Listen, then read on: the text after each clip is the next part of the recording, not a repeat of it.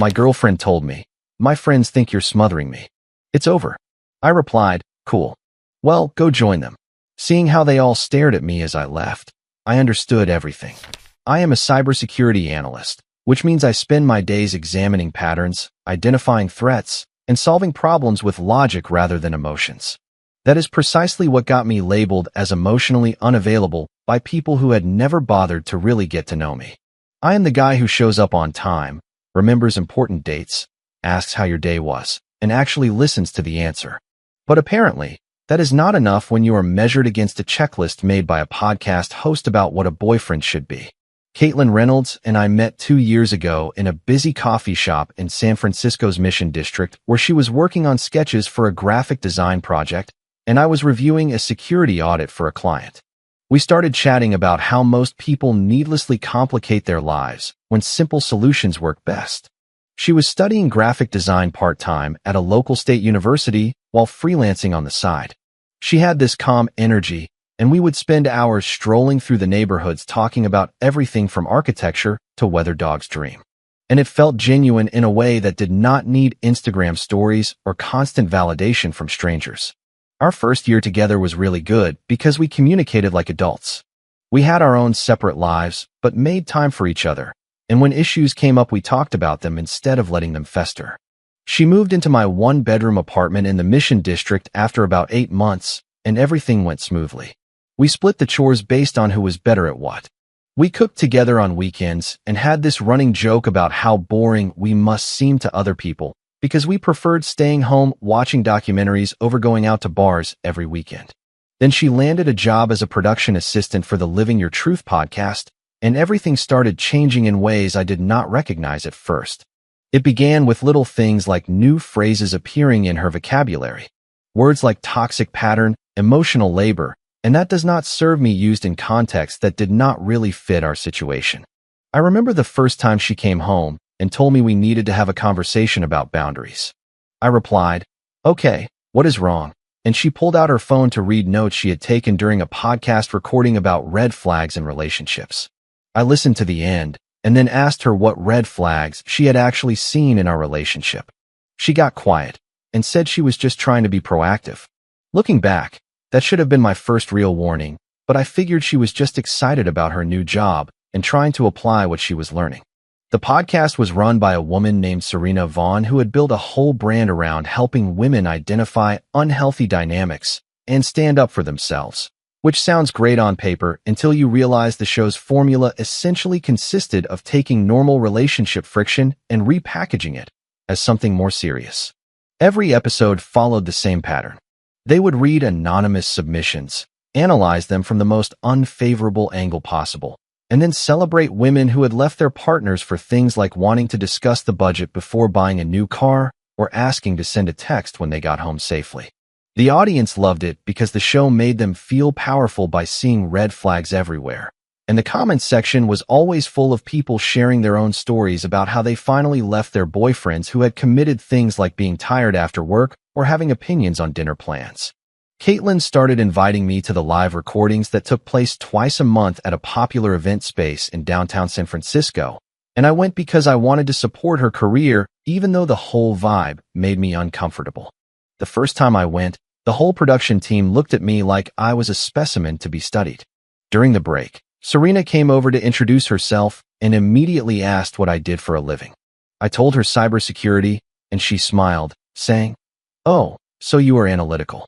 That must be challenging for Caitlin, as if being good at my job was a personality flaw. I just nodded and replied, "We manage." She patted my arm and walked away. Later, Caitlin told me Serena found me guarded, which was apparently code for emotionally unavailable. After that recording, as we were walking to my car, Caitlin told me, "They think you are emotionally unavailable." I asked her what she thought, and she hesitated just long enough for me to know she had discussed it with them. She eventually said no, she did not think that, but she could see where it came from because I did not always express my feelings in obvious ways. I reminded her that I had literally spent 4 hours the previous week helping her redesign her portfolio website and listening to her vent about a difficult client. But apparently, that did not count as emotional availability in their framework. The dynamic shifted rapidly after that because suddenly every normal interaction we had was filtered through the lens of whether it was a red flag or healthy behavior. I would suggest we stay in on Friday because I had a security patch to deploy early in the morning, and she would accuse me of isolating her from her friends. I would ask if she wanted to talk about why she seemed stressed, and she would say I was demanding emotional labor. I planned a weekend trip to Lake Tahoe because we both loved hiking, and she wondered if I was trying to control our schedule. Nothing I did was ever just a normal thing a person does anymore. Everything was evidence of a deeper pattern that needed to be examined and discussed with her friends who had never even had a real conversation with me. The truly crazy part was her adopting their speaking style. For instance, she would come home and use these perfectly constructed therapy speak sentences that sounded nothing like how she used to talk. She would say things like, "I am noticing a pattern where you center your own comfort over my needs." When I asked if we could turn down the TV volume because I was on a work call, and I would just stare at her wondering where my girlfriend went and who this person reading a script was. I tried talking to her about it several times, asking if she felt a bit lost in this new job, and she would immediately get defensive, saying I was threatened by her growth, as if she had been an incomplete person before and was finally becoming her true self by analyzing our relationship to death with people who had decided I was the villain before even meeting me. The production team started popping up in our lives more often too. For example, we would be at a bar and suddenly Serena and two other women from the podcast would show up. Caitlin would light up and I would become invisible. They would talk about recent episodes and share stories about their own relationships. And every story ended with the realization that their boyfriend was manipulative and they had left him. And they would congratulate each other as if escaping was the only acceptable outcome for any relationship that required real work. I would sit there sipping my beer, watching Caitlin laugh at their jokes and nod at their theories, and I could feel her drifting away into this world where I had already been convicted of things I did not commit. One night, about 4 months after she started at the podcast, we were supposed to have dinner together, just the two of us. Something we had not done in weeks because she was always working late or meeting up with the production team. I had made a reservation at this Italian restaurant she loved and came home early to change. When she walked in, she immediately said, "Serena and the team want to grab drinks tonight. Do you mind if we reschedule?" I looked at her and said, "We have had these plans for 2 weeks." And she got this look like I was asking her to choose between me and her friends. She said, "See, this is what they mean. You are guilt-tripping me for having a social life." I told her that wanting to have dinner together after barely seeing each other was not guilt-tripping her. It was just basic relationship maintenance, but she was already texting the group that she would be there. I ended up going to the restaurant alone, sat at the table with 2 menus, and ate in silence while the waiter did his best to pretend it was not depressing. That was the night I realized I was no longer dating Caitlin. I was dating the podcast version of who she thought she should be, and that person had already decided I was the problem. I did not know the worst of it yet. However, I did not know that our private conversations, my text messages, and even my work schedule had become content for their group chat, raw material that they analyzed as if I were a case study in unhealthy tactics. I did not know that every word I said to her in private was screenshotted and dissected by people who had never spoken to me beyond superficial small talk at the recordings, and I definitely did not know she was categorizing everything into buckets like attempted isolation, guilt-tripping, and financial control. All I knew was that the woman I loved was fading away and being replaced by someone who saw me as a problem to solve rather than a partner to build a life with. And I had no idea how much worse it was going to get.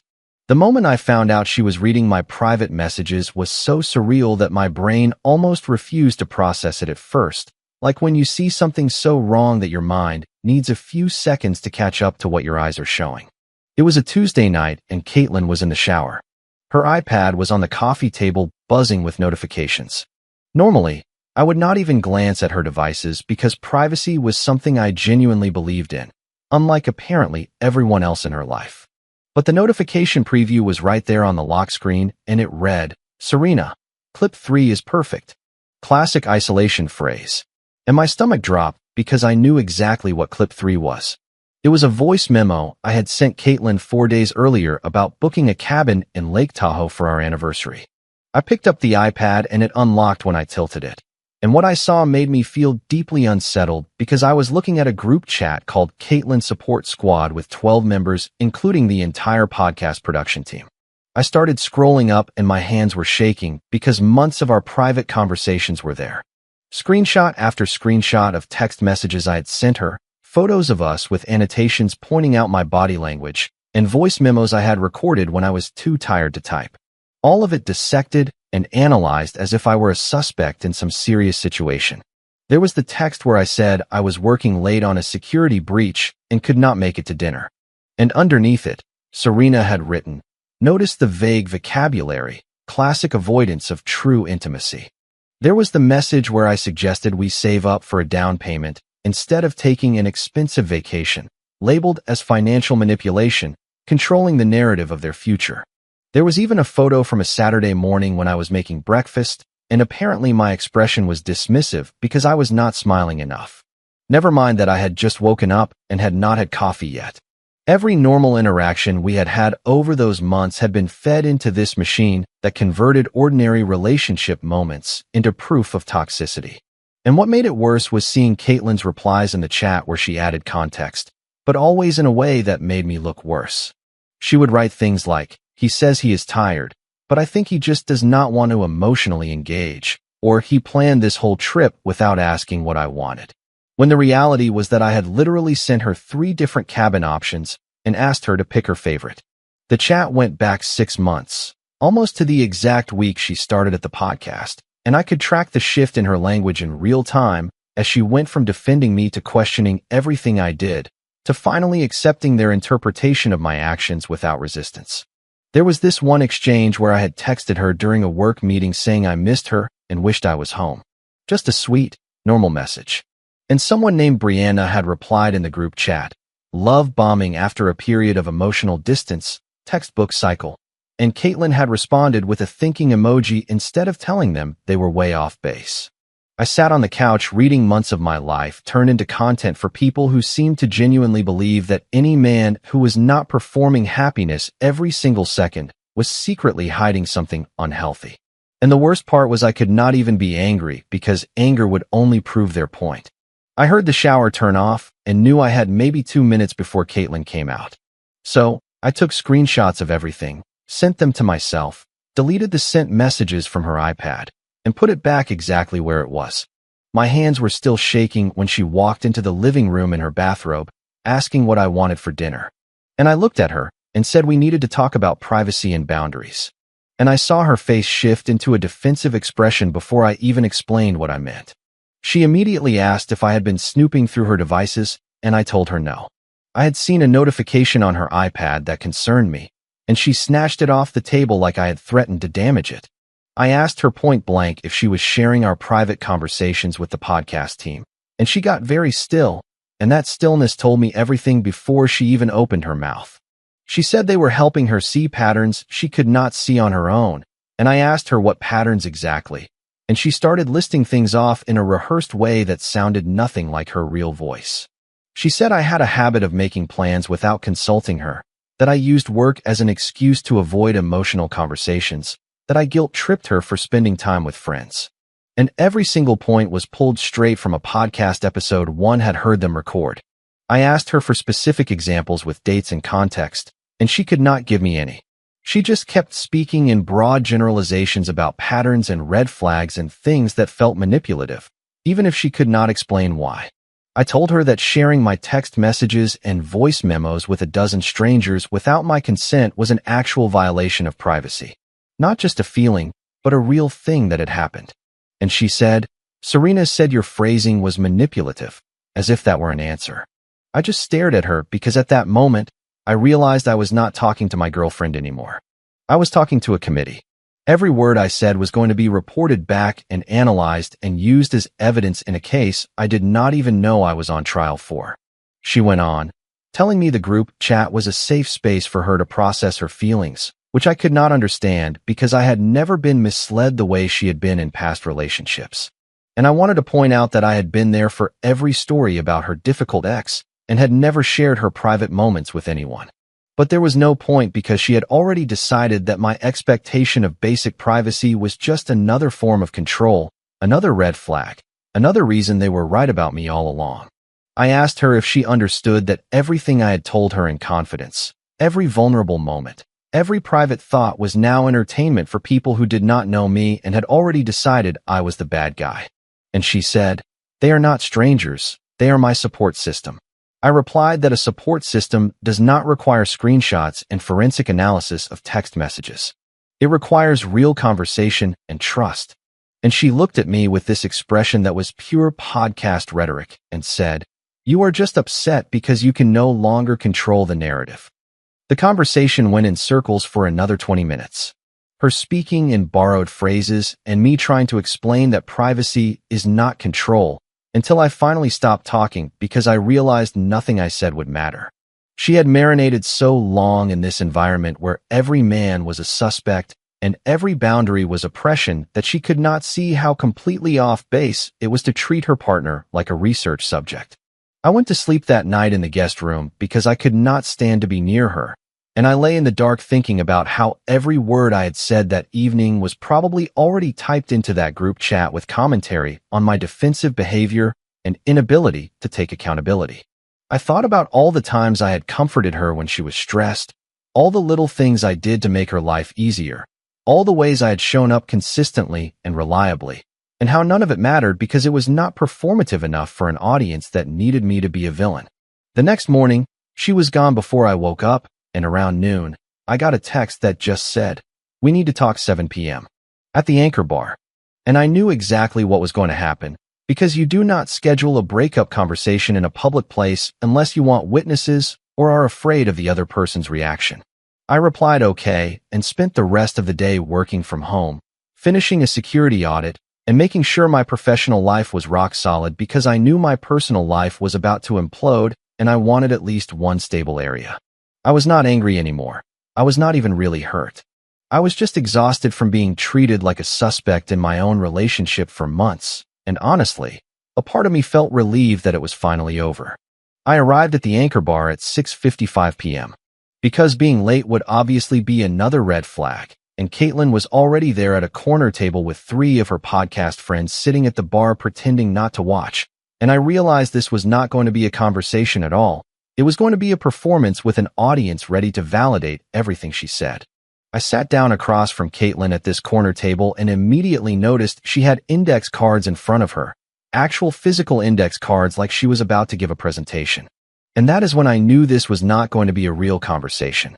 She started talking before I even ordered a drink, using that same therapy speak voice that had replaced her actual personality, telling me she had done a lot of reflecting and realized our relationship had become unhealthy for her growth. I just listened and watched her glance down at her cards every few seconds. And when she paused, I asked her to give me a specific example of something unhealthy I had done, just one concrete moment with context. And she fumbled with her cards, looking increasingly frustrated. She said things felt so wrong, that the dynamic was skewed, and she was walking on eggshells. But when I asked her when exactly she had felt that way, she could not answer. She just looped back to feelings, patterns, and things Serena had helped her identify. I could see her friends at the bar leaning in to try and hear, and I realized they had probably helped write her index cards, probably spent hours crafting this script for her to follow. She eventually said what she had probably planned to say from the beginning. The line about her friends thinking I was limiting her, and I felt a strange calm wash over me, because we were finally getting to the truth. I asked her if her friend's opinion mattered more than her own experience of our relationship, and she said she might be blind to things she could not see, and that is when I knew there was no relationship left to save. I told her, "Cool, then go join them." And the look on her face was pure shock, as if she expected me to beg or argue or give her the dramatic scene they had probably predicted I would. Her friends at the bar had gone completely silent, and I could feel them staring at me. And Caitlin just sat there, opening and closing her mouth, trying to figure out what to say now that her script had not accounted for me simply agreeing. I took out my wallet, put down $40 for the drinks neither of us had touched, and told her I hoped she found what she was looking for. Then I stood up. I walked past her friends without even glancing at them and left the bar feeling lighter than I had in months because the performance was finally over. The following days were mechanical and efficient because that is how I handle problems. I make a plan and execute it. I packed up all her stuff from my apartment, every piece of clothing, every book, and every random item she had left lying around for 2 years, and I put it all neatly in boxes and left it in the building lobby with a text telling her when she could come pick them up. I blocked her number. I blocked her on all social media platforms, blocked her friends, blocked anyone associated with that podcast, and I did it without anger or drama because I was just done giving them content to analyze. She tried calling from different numbers, and I never answered. She sent emails that I deleted unread, and 3 days after the bar, she came to my building, but I had already told the front desk not to let her up. Security called me, and I could hear her in the background saying, "I just want to talk." And I told them to inform her that all her belongings had already been picked up, and we had nothing to discuss. A coworker asked me a week later why I seemed so much more relaxed, and I realized it was because I was no longer being monitored. I was no longer second-guessing every word I said or every decision I made. I was no longer living in a relationship that had turned into a surveillance state. I started going to the gym again. I reconnected with friends I had neglected. I picked up a car project I wanted to work on, restoring a classic Mustang in my garage, and I just generally rediscovered what it felt like to exist without someone documenting my every move for an audience of critics. About 2 months after the breakup, a friend sent me a link to a podcast episode titled, "When You Were the Red Flag," and I knew immediately it was about me, even if they did not use my name. I listened to the whole episode, and it was surreal hearing Caitlin describe our relationship as an oppressive situation where I had controlled her schedule, isolated her from her friends, and made her doubt her own reality, none of which had actually happened. They painted me as someone so subtle in his tactics that even I did not know I was doing it. And the comments section was full of people praising Caitlin for escaping and calling me every name imaginable. What bothered me was not exactly the inaccuracies. It was how many people believed them without question. How ready everyone was to accept that any relationship that ended must have been toxic, and that any man who seemed calm must be hiding something sinister. But here is what she had not anticipated. The episode blew up way more than their usual content, and suddenly people who actually knew me started recognizing the story. My company's human resources department contacted me after someone sent them the episode asking if they were aware their employee was accused of manipulation on a podcast. And I had to explain the whole situation with the screenshots of that group chat I had saved. Former coworkers, mutual friends, even Caitlin's cousin reached out to me privately to say they knew the podcast version did not match reality. And slowly, this counter-narrative started to build in the comments where people pointed out that every example she gave was either completely normal behavior or did not show what she claimed. The podcast's reputation started taking a hit because people went back through old episodes and realized almost every story followed the same pattern of turning normal relationship dynamics into manipulation narratives, and advertisers started quietly pulling out. I did not participate in any of this. I did not defend myself publicly or add fuel to the fire. I just let the truth speak for itself while I focused on actually living my life. 6 months after everything imploded, I got an email from Caitlin. No subject, just a message that read, "You were not toxic. I am sorry I let them convince me you were." And I stared at it for a long time before closing it without replying. Because what was there to say? Sorry does not erase months of violation and betrayal. It does not erase the fact that she chose the opinion of strangers over her own experience. It does not change that she was willing to damage our relationship to fit into a community that required everyone to have a villain origin story. I am dating someone new now, a software engineer I met through friends who thinks this whole podcast situation is crazy and who actually communicates like a real person instead of reading a script. We have normal disagreements where we talk through the issues instead of cataloging them as evidence. And when she talks about me to her friends, it is because she wants to share her life, not because she needs them to validate her reality. I learned that when someone turns you into a character in their narrative, instead of treating you like a real person, the only thing to do is walk off their stage and let them perform for an empty room. The podcast ended up getting canceled after several sponsors dropped them, and Serena posted a non-apology about learning and growing.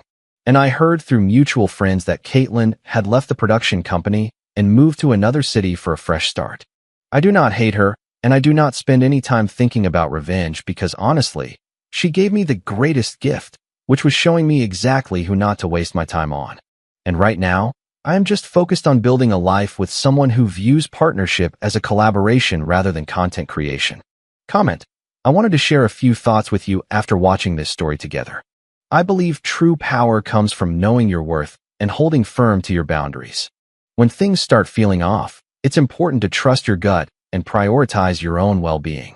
I've seen how choosing kindness toward yourself can open the door to real healing. Taking responsibility for what you accept in life helps you build stronger connections moving forward. You don't have to stay in situations that drain your peace just to keep the peace with others. Learning to walk away with grace shows real strength and self-respect. I hope this reminds you to surround yourself with people who truly see and value you. Reflecting on these ideas can help us all create calmer, more authentic lives. Let's keep supporting each other and choosing the kind of love and respect we all deserve. If you like the stories, don't forget to leave a comment and support the channel by subscribing. See you in the upcoming stories.